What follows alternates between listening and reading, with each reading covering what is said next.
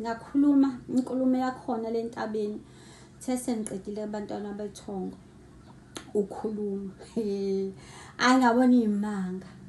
Nawe esakulindele ezakini ukuthi kumele uyoyibona. Ngayibona, ngakhuleka ngabekezela, ngaqinisela, ngakhuluma. Ngehla. Ngithe noma ngehla ngeza ukuthi angehli ngedwa. Khona into engehla nayo lapha engilandelelayo ngiyaya kulowo mzuzu kunzima ukuthi ubheke emuva ngoba ukwazi ukuthi ubheke emuva kuthi ungabheki emuva hamba ubheke phambili ngayizwa inyakazi into. Sehla abantwana bethonga kwaze wafika ke emotweni ngomkhulu ngangena ahlala wangena noma Makhosi uNcumalo wenza naye wakhuphuka sahamba saqhubeka phezulu sawenza umsebenzi. Wenziwa kumsebenzi wakhona nangendlela yakhona nangosiko lakhona kwagidwa kwakuhle kwanjiyana hayi ngalala ke ebusuku ngeentatha nje ngafikelwa uthongo. Uma ke sengifikelwa uthongo ngiyaphupha. Ngibona naba ogogo bahamba bavathulile lelihiye ngilivathulile bahamba bayiqhenya ngey'vatho zabo bayatshikiza nomuntu ufake sakhe uyatshikiza uyaqhonya shinale. Hayi base kuba khona oyedwa wesilisa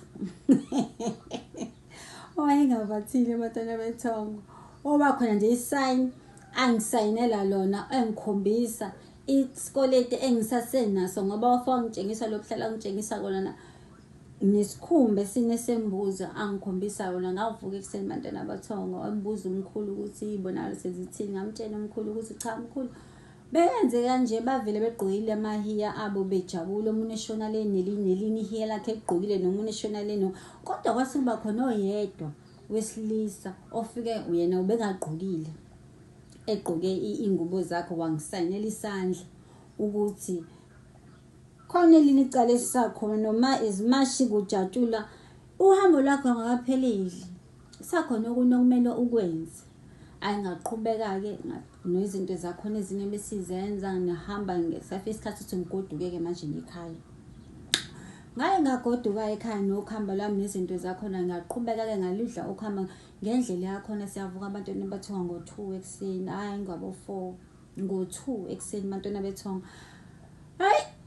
Ngishaya ukuhamba ngishaya ilanga lokuqala shaya ilanga lesibili ilanga lesibili kwaba khona isibonakaliso esiba khona engathi ngisekamereni la ngishayela khona ikhamba. Ngiyababona abantu abadala bayadla abantwana bethonga abantu abadala lokho ngaze ngakuphuka baze bangifakazela into ehlalishiwe umkhulu ukuthi lolu khamba akulona nje ukhamba kukudla kwabantu abadala. Bayadla kwase kuba khona inkulumo ekhulumayo bathi hamba utshene ubaba wakho ukuthi la kunempande ezishodayo kulolu khamba lolu esilidlayo. Hayi impela savuka ngamazisa umkhulu wahleka umkhulu wathi sengayifanga ngamabombu kodwa manje ngoba ke sebeyabuya ke manje abantu abadala sebeyayikhulumela bona sebeyaphuva ukuthi manje likhona leli thonga liyaphila liyakhuluma abantwana bethonga likhona. Hayi nangempela ngamthinta umkhulu lungisa indaba zezimpande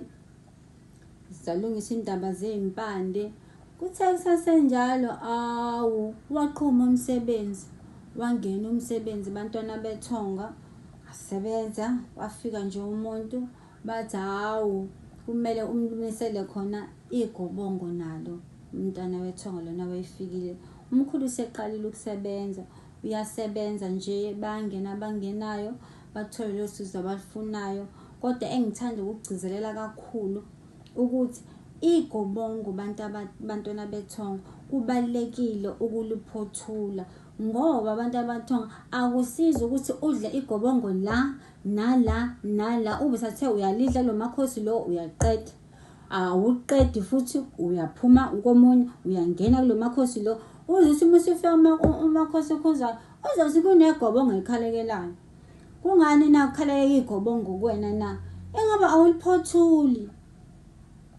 Kubalekile ukuphothula igobongo kubalulekile ukuthi igobongo njengokuqala njengoba ningizwile ukuthi ngaliqala ekuqaleni umkhulu Nkhazimulo ngisadla amagobongo angenayinyongo, kodwa ngithe sengiliphetha igobongo lami lalisani nani linenyongo yembuzi. Bantwana bethongo, kubalulekile ukuthi umsebenzi uphothule ngoba wadla amagobongo, ungawadla uze aze afike ku-50, kodwa uma ungaliphothulanga angeke lize sisabele kubantu abadala, uhlezi uwumuntu onesikoleti.